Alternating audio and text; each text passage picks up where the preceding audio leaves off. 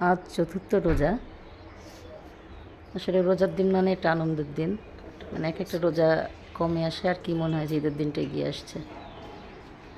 আমি একটা সরকারি প্রাইমারিতে আছি, তো আমার স্কুলটা এবার ছুটি পড়ে গেছে রোজার আগেই। আমি বাড়িতেই আছি, আর আমি নিজে হাতে রান্না করতে খুব পছন্দ করি। রান্না করতে আমি খুবই পছন্দ করি।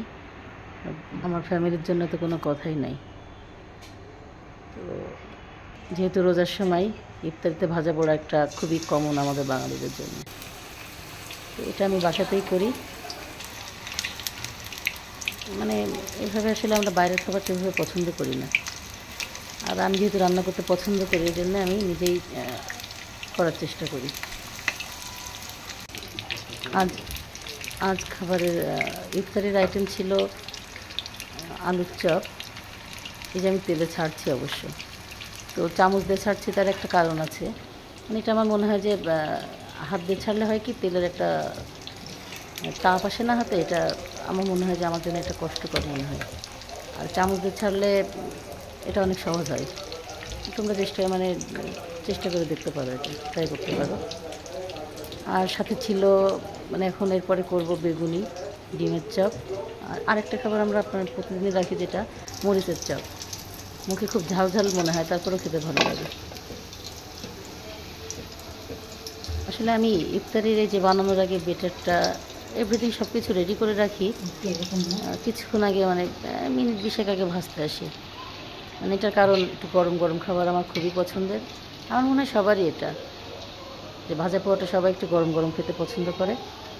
আমি একটু মানে ডিপ ফ্রাই করছি, মোচমোচা না হলে আমার আসলে ভালো লাগে না।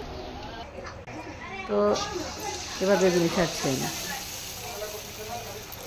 বেগুনি ছাড়ছি, সবগুলো ফুলে ফুলে উঠছে। এটা দেখলে আমার কেন জানি ভালো লাগে। তো বিটারে একটা আমার হচ্ছে, এটা হয়তো অনেকেই জানে, আর যারা জানো না তাদের উদ্দেশ্যে আমি বলছি যে হ্যাঁ, বিটারটা যখন আমি করেছি, করে আমি কিছুক্ষণ রেস্টে রাখছিলাম। তারপর হচ্ছে যখন আমি ভাজতেছি তখন কিছুটা গরম তেল দিয়ে একটু মিক্সড করেছি। এটা করলে অনেক ক্রিস্পি হয়, অনেকক্ষণ মচমচে থাকে। অলরেডি আমরা টেবিলে চলে আসছি, না আজান এখনই হয়ে যাবে। সবার প্লেটে খাবার পরিবেশন করছি আমি, আমার 4 মেয়ে আর ওর পাপা।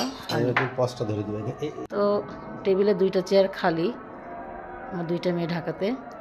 এখন আমার এই যে 4 জন আছি। ফ্যামিলি মেম্বার্স কম, বাচ্চাদের জন্য মনটা খারাপ হচ্ছে। তারপরেও আসলে বাস্তবতা এমনই, পরিবেশ পরিস্থিতির কারণে এক একজনকে এক এক সময় এক জায়গায় থাকতে হয়। এই